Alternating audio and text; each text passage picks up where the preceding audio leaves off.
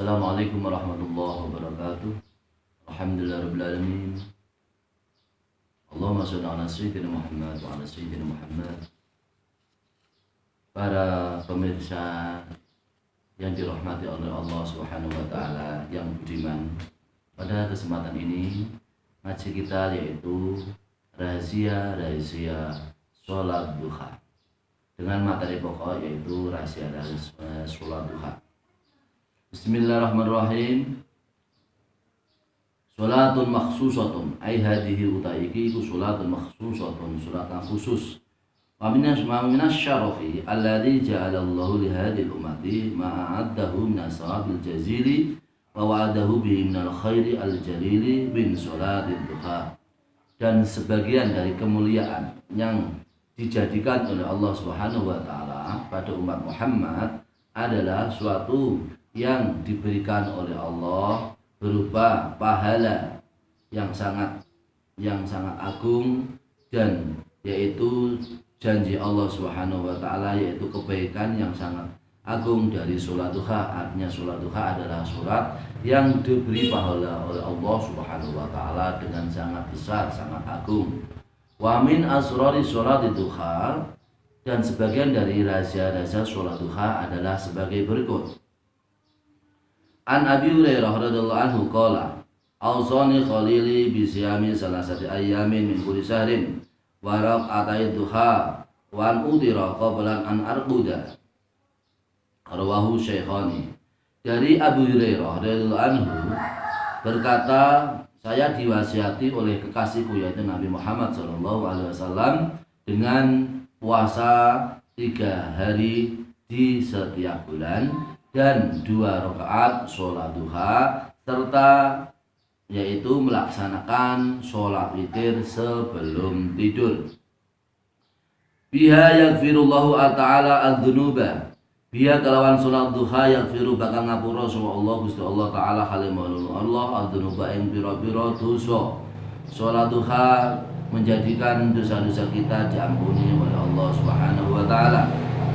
Rawa At-Tirmidzi an Abi Hurairah radhiyallahu anhu qala Rasulullah sallallahu alaihi wasallam man hafadha ala syuf'ati duha ay raq'ati duha hufirat lahu dunubuhu wa in kanat misla zabadil bahri. Hadis dari Abi Hurairah, ia berkata, Rasulullah sallallahu alaihi wasallam bersabda, siapa yang menjaga atau melestarikan 2 rakaat sholat duha, maka dosa-dosanya diampuni oleh Allah Subhanahu wa taala, meskipun dosanya itu seperti unduknya segoro yaitu buihnya air laut. Warawa Abu Dawud ana Nabiya Muhammad sallallahu alaihi wasallam qala man qama idza istaqbalatu syamsu ay ba'da tulu'iha wa irtifa'iha fatawadda'a fa ahsana wudu'ahu summa qama fa shalla rak'ataini hufirat lahu khotoyahu wa kana kama waladatuhu ummuhu. Hadis diriwayatkan oleh Imam Abu Ya'la bahwasanya Nabi Muhammad SAW bersabda, siapa yang melaksanakan sholat duha di saat matahari telah menghadap, yaitu setelah terbitnya matahari dan setelah naiknya matahari, kemudian seseorang itu setelah terbit matahari, kemudian setelah naik matahari itu, kemudian ia berwudu, kemudian ia melaksanakan 2 rakaat sholat duha, maka dosa-dosanya, kesalahannya diampuni oleh Allah Subhanahu wa taala seperti ia dilahirkan dari ibunya. Dengan demikian hikmah dari sholat duha, ya, yang pertama adalah dosa-dosa kita apabila kita melaksanakan sholat duha, dosa-dosa kita diampuni oleh Allah Subhanahu wa taala. Kemudian hikmah atau rahasia yang kedua sholat duha adalah biha yakunu minal awwabina, biha kelawan sholat duha yakunu ana sapa wong minal awwabina iku setengah sangka wong kang bali dumateng Allah Subhanahu wa taala. Rawa At-Tabarani an Abi Hurairah radhiyallahu anhu qala Rasulullah sallallahu alaihi wasallam la yukhafidu ala sholati duha illa awwabun. Hadis diriwayatkan dari Abi Hurairah yang diriwayatkan oleh Imam Tabarani. Abu Hurairah radhiyallahu anhu berkata bahwasanya Rasulullah Shallallahu alaihi wasallam bersabda, tidak ada seorang pun yang menjaga sholat duha kecuali orang-orang yang kembali kepada Allah Subhanahu wa taala. Qala wa ya sholatul awwabina, yaitu sholatnya orang yang kembali ke jalan Allah Subhanahu wa taala. Apabila kita semua menjaga sholat duha meskipun hanya 2 rakaat saja, maka kita termasuk orang-orang yang dicatat oleh Allah Subhanahu wa taala, termasuk orang-orang yang kembali ke jalannya Allah Subhanahu wa taala. Wa rawahul Hakimu, dan di hadis tersebut diriwayatkan oleh Imam Hakim. Dengan demikian khidmah sholat duha yang kedua adalah apabila kita melaksanakan sholat duha, maka kita termasuk dicatat oleh Allah Subhanahu wa taala, orang-orang yang kembali ke jalan Allah Subhanahu wa taala. Kemudian yang ketiga, hikmah yang ketiga dari sholat duha adalah biha yanalu ajril mu'tamiri, biya kalawan sholat duha yanalu mekuli sumullah ajrul mu'tamiri ing ganjarane wong kang umroh. Dados tiyang ingkang nglampahi sholat duha sami mawon piyambake ganjarane kados tiyang ingkang nglampahi ibadah umroh. Rawa Abu Dawud an Abi Amamah radhiyallahu anhu anna Rasulullah sallallahu alaihi wasallam qala man kharaja min baitihi mutatahhiran ila sholatin maktubatin ay mafrudatin yusalliha fil masjidi fa ajruhu ka ajril haji al mukhrimi wa man kharaja ila tasbihid duha la yansibuhu illa iyyahu ay sholat duha fa ajruhu ka ajril muqtamiri wa sholatun ala ismi wa sholatun ala isri sholatin la lagwa bainahuma kitabun fi iliyina. Hadis diriwayatkan oleh Imam Abu Dawud dari Abi Amamah radhiyallahu anhu bahwasanya Rasulullah sallallahu alaihi wasallam bersabda, siapa yang keluar dari rumahnya dengan keadaan suci untuk melaksanakan sholat fardu, ia melaksanakan sholat fardu itu di masjid, maka pahalanya adalah pahalanya mendapat pahala, yaitu pahala orang haji yang ikhram, orang haji, pahalanya orang yang haji. Dan siapa yang keluar untuk melaksanakan sholat duha yang tujuannya hanya untuk melaksanakan sholat duha, maka pahalanya adalah pahala orang yang umroh, orang yang melaksanakan umroh. Dengan demikian, hikmah baik dari sholat duha adalah pahalanya adalah sama dengan pahala melaksanakan ibadah umrah. Kemudian hikmah selanjutnya yaitu biha yakfillahu ta'ala al-abda ma'ahammahu fi dalikal yaumi wa yadkhulu fi domanillahi. Dengan sholat duha, biya kelawan sholat duha yakfi ma paring cukup sapa Allah Gusti Allah taala al abdah ing kawulane Allah ma ahammahu ma ing perkara ahamma kang dadi cita-cita sapa wong abdu hu ing ma min dalikal yaumi sangka mengkono-mengkono dina wa yadkhulu lan mlebu sapa wong fi domanillahi ing dalam tanggungane Gusti Allah. Manfaat atau hikmah sholat duha selanjutnya adalah orang yang melaksanakan sholat duha, maka apa yang menjadi cita-citanya, apa yang menjadi angan-angannya, apa yang menjadi, yaitu sesuatu yang menjadi tujuannya, diberi kecukupan oleh Allah Subhanahu wa taala. Sekali lagi, diberi kecukupan oleh Allah Subhanahu wa taala. Artinya Allah memberikan kecukupan kepada kita semua. Apabila kita melaksanakan sholat duha pada hari itu, apa yang menjadi kebutuhan, apa yang menjadi keinginan dan cita-cita pada hari itu diberi kecukupan oleh Allah Subhanahu wa taala, artinya tidak diberi kekurangan oleh Allah Subhanahu wa taala. Rawa At-Tirmidzi an Abi Ad-Darda wa Abi Dzarrin radhiyallahu anhuma an Rasulillah sallallahu alaihi wasallam anillahi tabaraka wa ta'ala annahu qala ya ibna adam la tujizni min arba'i raka'atin min awalin nahari akfika akhirahu. Hadis yang diriwayatkan dari Imam Tirmidzi yang sumbernya dari Abi Darda dan Abi Dzarrin radhiyallahu anhuma dari Rasulullah Shallallahu alaihi wasallam bahwasanya Allah Subhanahu wa taala bersabda, "Hai ibnu Adam, jangan lemahkan kamu kepadaku atas 4 rakaat dari awal siang. Maka jika kamu melaksanakan yaitu 4 rakaat sholat duha di awal waktu siang, maka saya akan memberikan kecukupan kepadamu pada akhirnya." Dengan demikian, para pemirsa yang budiman, yang dirahmati oleh Allah Subhanahu wa taala, setiap kita pasti punya cita-cita jangka pendek hari ini, jangka pendek, jangka menengah, begitu mungkin juga jangka panjang.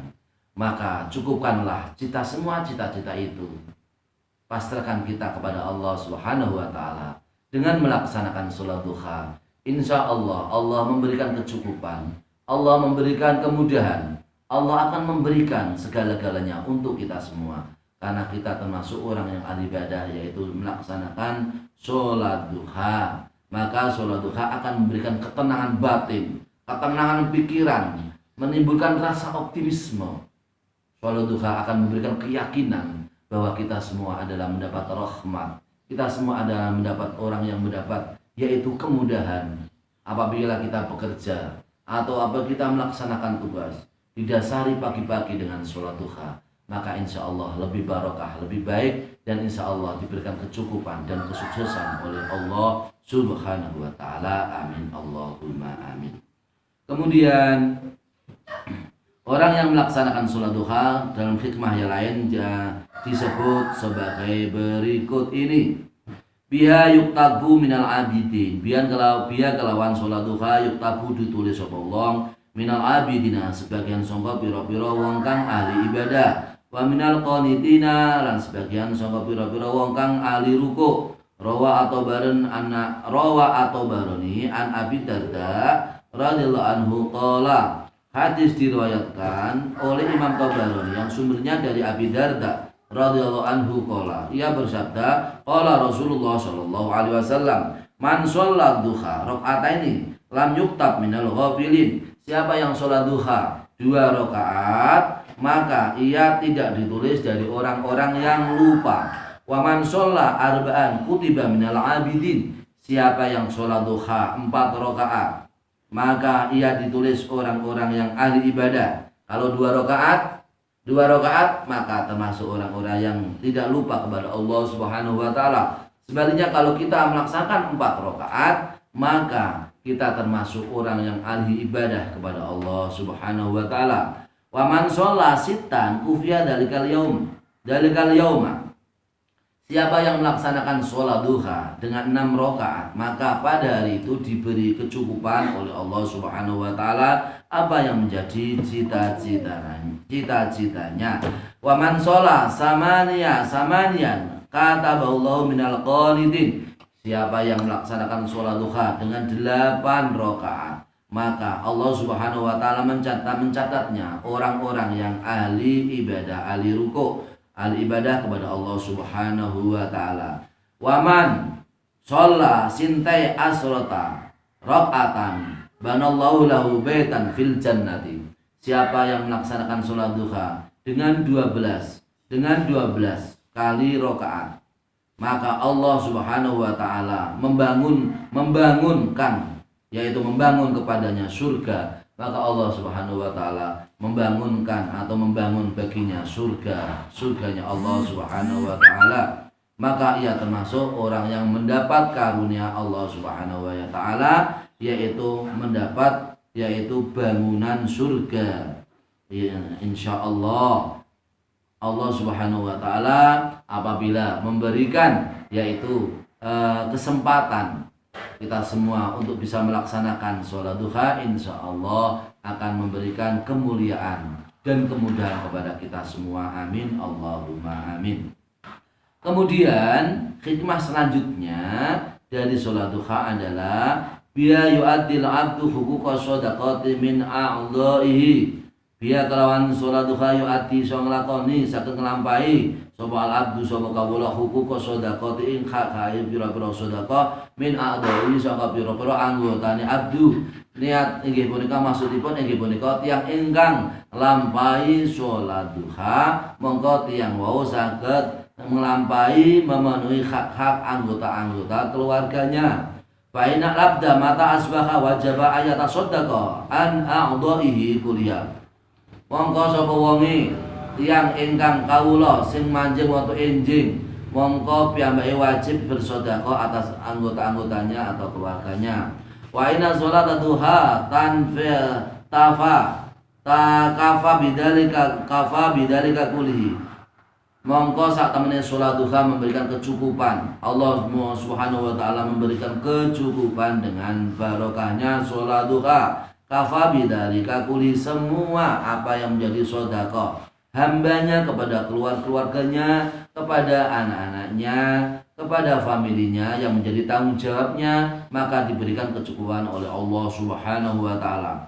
Rawa Muslimun an Abi Dzar radhiyallahu anhu an Nabi Muhammadin sallallahu alaihi wasallam qala yusbihu ala kulli udwin min ahadikum shadaqatun kullu tasbihatin shadaqatun wa kullu tahmidatin shadaqatun wa kullu tahlilatin shadaqatun wa kullu takbiratin shadaqatun wa amrun bil ma'rufi shadaqatun wa nahyun 'anil munkari shadaqatun wa yujzi'u min dalika rak'atani yarka'uhuma minal duha. Bahwasanya diriwayatkan Imam Muslim meriwayatkan yang sumbernya dari Abi Dzarrin dari Nabi Muhammad SAW bahwa Nabi Muhammad SAW bersabda, maka setiap masuk waktu pagi sebagian dari anggota keluargamu semua adalah menjadi sedekah. Setiap bacaan sekali tasbih adalah sedekah, sekali tahmid adalah sedekah, sekali tahlil adalah sedekah, sekali takbir adalah sedekah. Dan kita perintah kepada kebaikan adalah sedekah, dan kita mencegah dari kemungkaran adalah sedekah.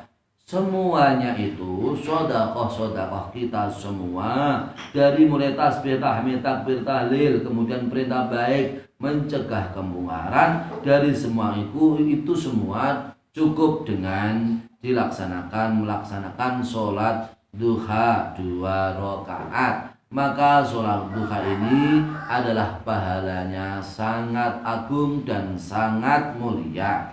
Oleh karena itu, para pemirsa yang budiman yang dirahmati Allah Subhanahu wa taala, kita semua tentu saja semua berangan-angan, bercita-cita menjadi orang yang sukses.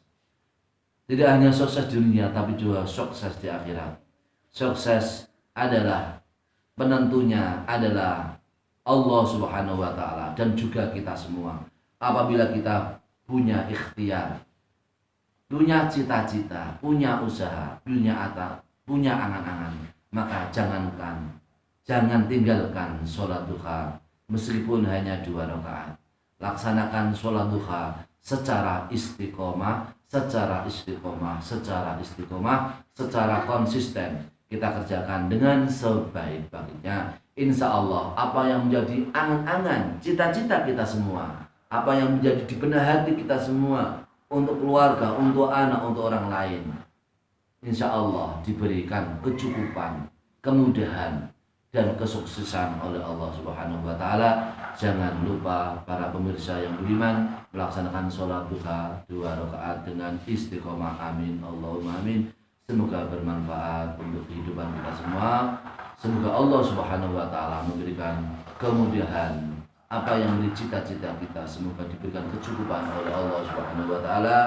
Selamat beraktivitas, selamat bekerja dengan sebaik-baiknya, laksanakan pekerjaan dengan ikhlas karena Allah, dengan jujur, dengan amanah, dengan sebaik-baiknya. Dasari di awal pagi dengan melaksanakan sholat duha 2 rakaat, insya Allah diberikan kecukupan dan kemudahan oleh Allah Subhanahu wa taala. Amin Allahumma amin.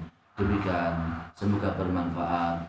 Wallahul muwaffiq ila aqwamit thoriq. Wassalamualaikum warahmatullahi wabarakatuh.